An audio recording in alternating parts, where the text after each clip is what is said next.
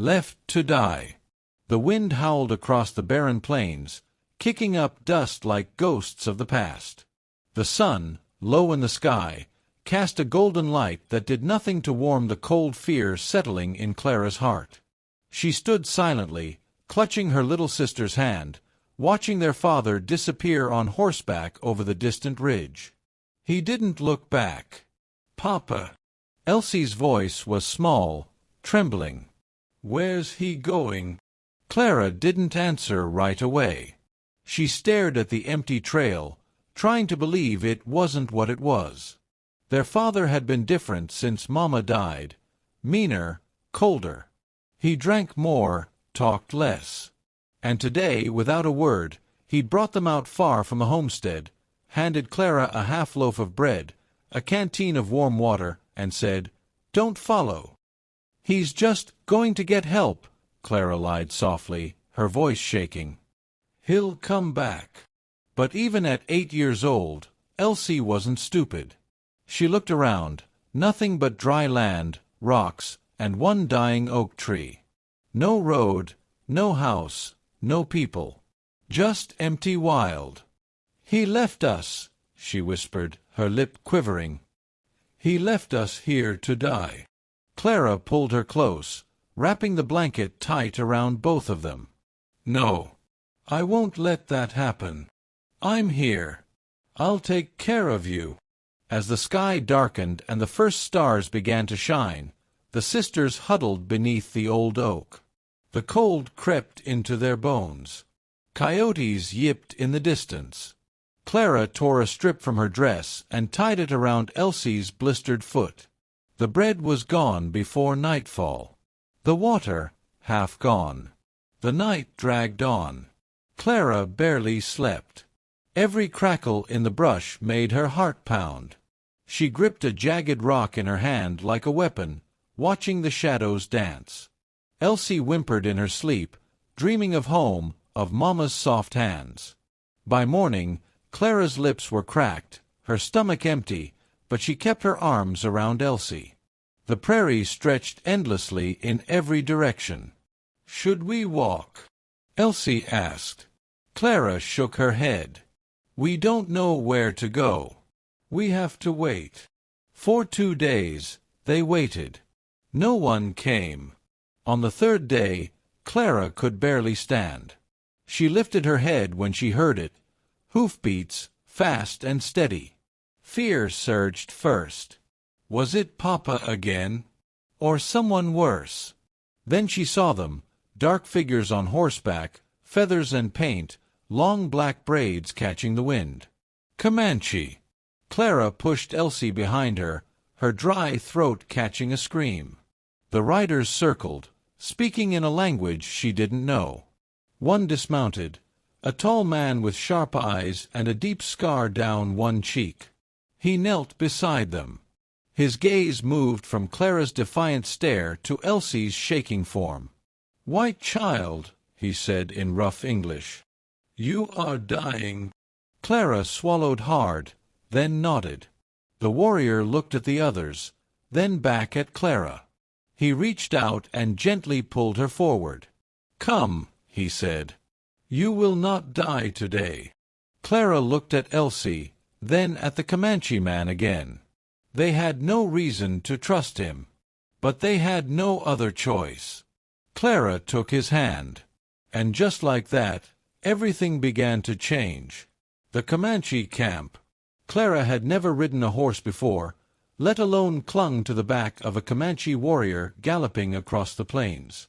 Every bounce sent a shock through her aching body, but she didn't cry. Elsie, riding with a younger warrior just ahead, clung tightly, her face pale and streaked with tears. But she didn't cry either. They had no more tears left. The ride lasted for what felt like hours. Clara's arms were numb, her legs sore, but the wind in her face and the scent of smoke growing on the breeze meant they were going somewhere. Somewhere different. Somewhere not empty.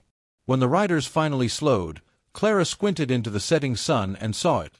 A Comanche camp nestled in a wide valley, teepees spread in a great circle, smoke curling into the sky, dogs barking and children running barefoot. It was a different world.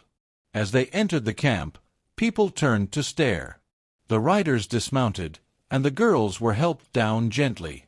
Clara's legs gave out beneath her, but the scar-faced warrior, Tacoba, they would later learn, caught her before she fell. A woman came forward, wrapped in deerskin and beads. Her eyes were sharp but kind. She knelt beside the girls, murmuring in Comanche, and laid cool hands on their foreheads. "They're sick," she said in broken English. "Cold. Hungry." Tacoba nodded. "Waya, you take them." Waya, the woman, nodded. She led the girls to her teepee. Clara hesitated only a moment before following, dragging Elsie with her. Inside, it was dim but warm. Pelts lined the floor. A fire crackled at the center. The scent of herbs and meat hung in the air. Waya gave them broth, hot and salty, and wrapped them in soft hides. Clara drank it down, her stomach aching with relief. Elsie curled up beside her, already asleep. "You are safe," Waya said.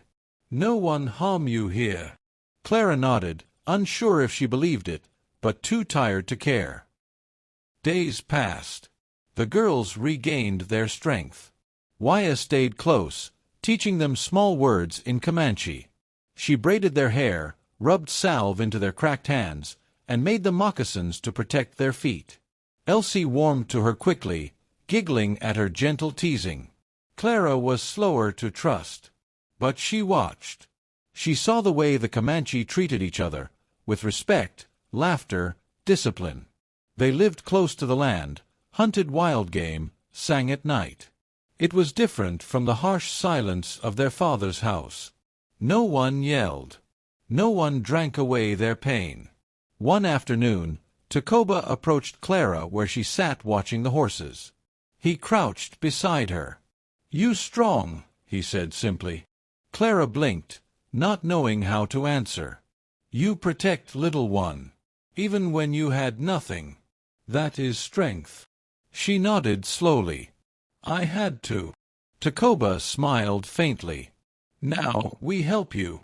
From that day, Clara began learning. She helped Waya grind herbs, fetched water, even watched the boys practice riding and archery. The Comanche children were curious about the pale-skinned sisters, and slowly, cautiously, friendships began. Elsie laughed more often. She ran with the other girls, her old shyness melting under the wide Texas sun. And Clara felt something she hadn't known in a long time. She felt safe. But one night, sitting beside the fire while the tribes sang old songs beneath the stars, Clara looked out into the darkness beyond the firelight, and remembered. Her father was still out there, and he might come looking. The return and the choice. Summer deepened across the plains, painting the grass gold and setting the sky ablaze each evening. By now, Clara and Elsie no longer looked like lost settlers. Their skin had darkened from the sun, their braids were neat, and their clothes were soft deerskin stitched by loving hands. They belonged. At least, that's how it felt. Clara had grown stronger. She could ride a pony bareback, shoot a bow, and track animals alongside Waya's sons. Elsie sang songs in Comanche and helped the medicine woman grind herbs. The pain of the past hadn't vanished, but here in the valley it had softened. Then one day, a rider brought news. White men had come close to Comanche land, settlers, traders, soldiers. The tribe gathered to listen, murmurs rising. And among the talk, Clara heard it. A man looking for two lost girls. Blonde hair. A cruel face. Her breath caught. Her heart pounded in her chest. It was him. Tacoba found Clara sharpening arrowheads outside Waya's lodge. "He comes," he said simply. Clara nodded. "Why now?" Tacoba studied her. "Word travels. Some say Comanche took white girls. He thinks we hold you captive." Clara gave a bitter laugh. "He didn't care when he left us to die. Why would he care now?" Tacoba's gaze was steady. Maybe he wants gold. Or to sell you. Clara clenched her fists. He doesn't get to have us back. Not after what he did. You decide, Tacoba said quietly. You are not prisoner. But if you wish to leave, we cannot stop you. Leave. Go back to that broken life. With a man who treated them like burdens? That night, Clara sat beside the fire with Elsie. He's coming, she said softly. Elsie's eyes widened. Papa. Clara nodded. He might want to take us. Elsie pressed closer. I don't want to go. I want to stay here. With Tacoba. With Waya. With you. Clara felt tears sting her eyes. Not from fear. From the weight of love. Of choice. We're not going anywhere, she whispered. The next morning, Tacoba led Clara and Elsie out to the edge of the valley. A group of armed Comanches stood nearby. In the distance, a wagon rattled over the ridge, drawn by two bony horses and driven by a man whose face Clara could never forget. Her father. He stopped when he saw them, jumped down, stumbled forward. His clothes were filthy, his eyes wild. Clara. Elsie. There you are. Thank the Lord. I looked everywhere. Clara stood her ground. You left us, she said flatly. He gave a strained smile. Now don't say that. I was sick. I wasn't thinking straight. But I came back. That's what matters. Elsie hid behind Clara. I came to take you home, he said. We can start over. Just us. Like before. There is no home, Clara said coldly. You left us to die. His smile vanished. Now listen here, girl. Tacoba stepped forward. The father's eyes darted between the warriors. His face paled. These savages got to you. Twisted your head. They saved us, Clara snapped. They fed us. Healed us. Loved us. You don't get to call them anything. The father's face twisted with fury. You'll come back with me. Or I'll. Tacoba didn't need to speak. One step forward, and the other warriors followed. The man stumbled back toward his wagon. This isn't over, he shouted. You're my daughters. You hear me? Mine. Clara stood tall, her voice calm but unshakable. Not anymore. The wagon creaked as he turned and vanished into the plains. Years later, Clara and Elsie would grow into women of the Comanche. Clara would become a skilled scout and leader among the younger riders. Elsie would become a healer like Waya, known for her soft hands and fierce heart.